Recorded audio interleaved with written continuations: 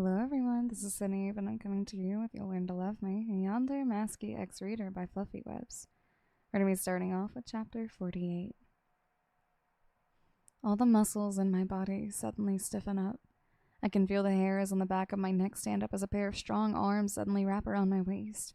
Don't scream, don't panic. I can feel my heart start pumping faster. I feel him rest his chin on my shoulder. I don't even want to think of his name right now. I know he's here. I know he has got a hold of me. But he doesn't know yet. He doesn't know that I obtained all the information about all the gruesome shit he has done. I silently breathe in deeply, allowing my muscles to relax. I can do this on the count of 3. 1, 2. I've missed you so much. His grip got even tighter on me, almost possessive-like. I glanced down to his hands that were lightly pressed up to my stomach as he held me in his grip. His hands were trembling, and I closed my eyes. 3. I pull my arm forward and crank back my elbow into his stomach. His grip immediately loosens up from my body. I turn around and deliver a kick to his shins before he was able to react to my first attack. I don't even bother to make sure if I had an advantage or not. I just lunged myself at the door, banging my fist onto it like there was no tomorrow. Logan, open the door. I shout as loud as I can, even if that bastard does hear me. He's probably too slow to answer the door. As I'm about to bang on the door again, a secure hand wraps around my mouth and another around my waist, pulling me away from the door. I squirm, struggle, and thrash against whoever was holding me, considering I saw a maskless Masky still near the door, trying to regain his breath from my sucker punch. God, stop struggling, please. I heard the voice of the person that held me plead out, the most recognizable voice in the world. Lose. I didn't listen to his plead and tried to sink my teeth into his hand. Unfortunately, his hand was so tightly around my mouth that I could barely part my lips. I tried to kick or punch my way out to no avail. Lou was a lot more taller and stronger than I, and there was no overpowering him. He kept a secure grip around me as he pulled me further away from the house. Let go of me! I muffled out through Lou's hand. Lou pulled me away into the space between Logan's house and his neighbor's house. You know, the tight space where people usually can't notice these kinds of scenarios happening, considering the houses are so close together. Lou forcefully pushes my back against the wall, grabbing me by the shoulders to hold me securely against the bricks. My breathing was heavy from both the struggling and the adrenaline. I don't know how long until I pass out or break down crying. There's no way out of here, and that fact is just sinking into me right now. I'm not going to hurt you. Why are you being so defensive, Wyan? Lou's lips held a frown as his hands lightly squeezed my shoulder. I glanced around everywhere but him. Maybe I'd find an escape, but even if I did find an easy way out, they'd probably find me again. I cannot escape them, no matter how hard I try. I feel my tears start to build up again. It's always like this. I feel confident for once. I'm finally standing up for myself and fighting back these murderers, but once I get myself into a hopeless situation, I can't help but start crying. Hey, come on, don't cry. Lou's voice sounds soft, almost like he was regretting his actions. From the corner of my eye, I can finally see Masky closing in. My mind goes into an utter panic mode as I try to push away from Lou. If there's anyone more dangerous than Lou, it's him. Masky has to be the most disgusting, vile person. No, not person. Creature out there. Even if I try to move, Lou held me secure in place against the wall. My heart is throbbing, my throat tightens up, and my body starts shaking. I don't want Masky near me. I don't want him to touch me. Lou, please. I beg, grabbing a hold of the flaps of his jacket. I gaze into his wide, green-colored orbs before letting out a soft plead, barely above a whisper. Please don't let him near me. Lou's gaze holds a look of confusion, yet full of genuine concern. He hesitantly glances towards Masky before releasing the firm grip on my shoulders. And considering my options of running away with success is at its lowest rate, the only thing I can do to protect myself is shielding myself behind Lou. I've never been more terrified of someone in my life, and thinking about the things Masky might do with me left me in a state of sheer panic. Tears of fear rushed down my cheeks as I held onto the back of Lou's jacket tightly, as if my life depended on it.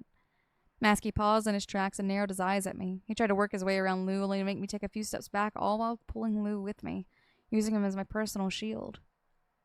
Masky didn't even bother to talk to me. He immediately decided to snap at Lou. Move, Masky ordered in a stern voice, and I trembled in my spot, digging my nails into the fabric of Lou's jacket. No, please don't. I hopelessly plead, shaking my head. Lou glances over his shoulder to take a short look at me, and he hesitates for a bit before turning his attention back to Masky. I can't, Lou admits. Masky furrows his brows, and I notice his body posture become a lot more stiff. He was getting agitated. Move, Masky's voice dangerously commanded.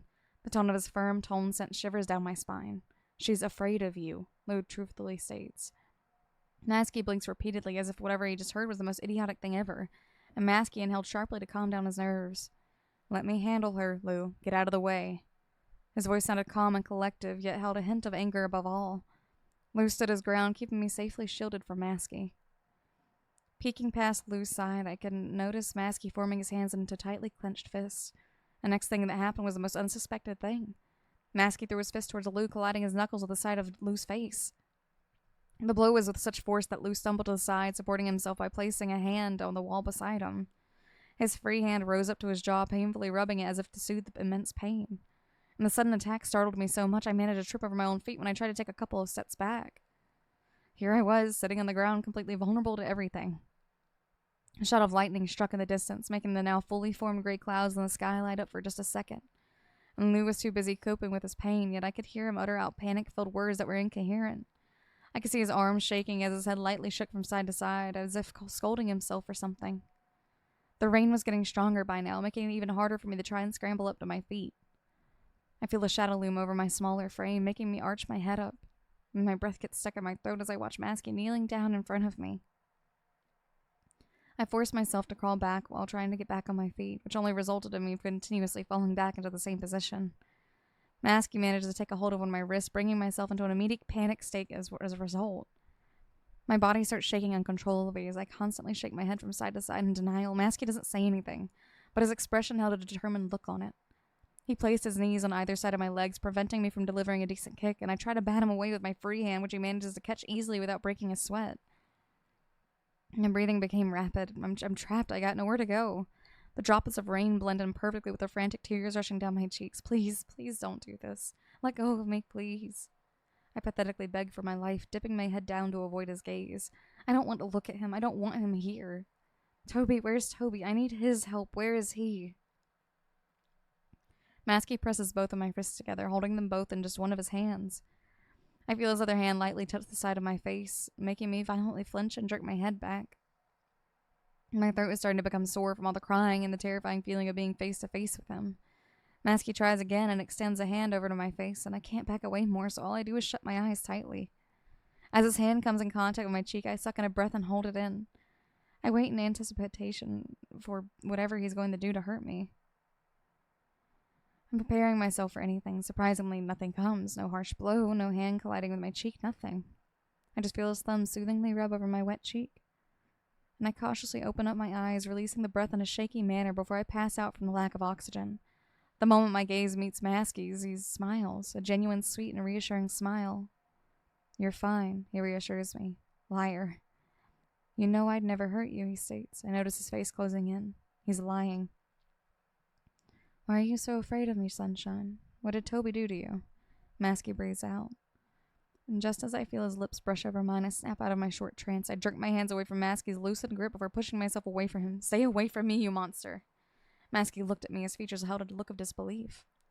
Monster? He repeated. His voice sounded a lot more softer and fragile, as if it could break at any moment. He blinked before letting out a forced laugh, shaking his head. Oh, princess, you don't mean that. He tried to reassure mostly himself by his own words as he tried to reach out to me. Don't touch me. I choke out with the little courage I have left, shaking my head. I can barely read the expression on Masky's face at this point. It's all a jumble of emotions that I can tell. I can see him swallow down a lump in his throat before he smiles. This time it wasn't an actual caring feeling smile, no, it felt like a forced smile. A smile that just reassured himself that everything was fine. An almost sadistic looking smile like he was about to lose it all. Come on, sunshine, you're not leaving me again, are you? His words start to waver slightly as he leans forward, grabbing the collar of my shirt before I can back off. He tugs me closer to him by a strong pull on the shirt, and I catch my staring deep into his eyes. They held this look, I can't explain it. It's like the brink of desperation or actual insanity. Tell me you're not leaving me again, princess. Tell me. Please. His large hands grab both sides of my face as they trembled, anticipating for my answer. I inhale shakily, shaking my head. I'm not telling him anything without a warning. He wraps my body into a hug with his arms. I can feel him shaking. His nails dig painfully into my back, forcing me to arch my back and be closer to him. I swallow dryly as Masky lets out another laugh. Of course you won't leave me. You'll never leave me. You love me, right? Of course you do. I shouldn't even doubt my princess. His voice cracks painfully. What is wrong with him? Looking over his shoulder, I noticed Lou hunched over on the ground. His head was hidden in between his legs as his hands gripped at his own hair. I can't stand being here much longer. I can't stand him touching me. I need someone's help. I hesitantly start. Toby, where's Toby? I hopelessly stammer. Masky's muscles tense up as he slowly pulls away to look at me. Toby? He questions. His eyebrows stitched together as his hands slide down to either sides of my arms. Why are you calling for him? He hurt you, didn't he? Masky asks. I quickly shake my head as a retort to his statement. I need Toby, please. I need him. I choke out. Another crash of thunder is heard along the sky. The weather is starting to get worse and worse by the moment, and Masky releases a desperate laugh, squeezing the flesh of my arms. No. You only need me. I'm the one you'll ever need. One of Masky's hands go up to the bottom of my chin, pulling me in closer to his face. I love you, and you love me back. It's always been that way. He states confidently before locking his lips with mine. My body feels numb. My entire mind blanks out as I feel his tongue lightly scrape over my lower lip. His kiss feels forced, like he's desperate for some affection in return. His free hand goes up to the back of my head, pulling me in closer as the one that rested on my cheek went down to my waist. I love you, he breathes out in between kisses. So much. Being so lost in my own mind, I don't even notice I had been pushed onto my back to lay flat on the ground as Masky hovered above me, until he spoke up loud enough for me to hear through the rain. You're never leaving me. He grabs my face, pressing a kiss onto the tip of my nose. I won't let you leave. You're the only thing keeping my sanity at bay. I can't lose you, my princess. He presses his lips against my forehead. His eyes, God, his eyes. I've never seen such a look in someone's eyes before. I don't know how to describe it. It made me feel terrible and frightened. I don't know why or how, but I gave up. I gave up the thought of me trying to leave. I gave up the thought of living a normal life again. All the hope I had was gone in a flash. Masky manages to relax himself after a couple of painfully long minutes by just looking at me or running his fingers along my body, like I was some kind of painkiller to him, something that numbed the pain. He let out a long breath before finally getting off of me. I didn't budge. I just want him to leave me. He can leave me here. I couldn't care less. And sadly enough, he didn't forget about me. He helped me up to my feet as he took off his jacket, dropping it over my soaked body. It didn't help much, considering his jacket was also dripping wet from the water falling from the clouds above. I could only feel a small amount of warmth coming from the inside of it. Come on, princess. We don't want you catching a cold. He wraps his arm around my shoulders as my body still trembles from both fear and the cold. I don't know what to do. Masky starts to lead me away from between the two houses, completely ignoring Lou, who was still hunched in the same position as before. I glance over at Lou, which Masky seems to take note of. He'll be fine. Come on, let's go. I'll take you back home. Masky presses me closer to him, placing a butterfly kiss on my cheek before leading me back onto the sidewalk. I simply accept my fate. There's nothing much I can do now. I just have to pray and pray that I don't get killed. Pray that I won't ever see him again. That is the end of that chapter. The chapter after that one is chapter 49. Let me know how you guys felt about that, and I will see you guys in the next episode. Until next time, bye-bye.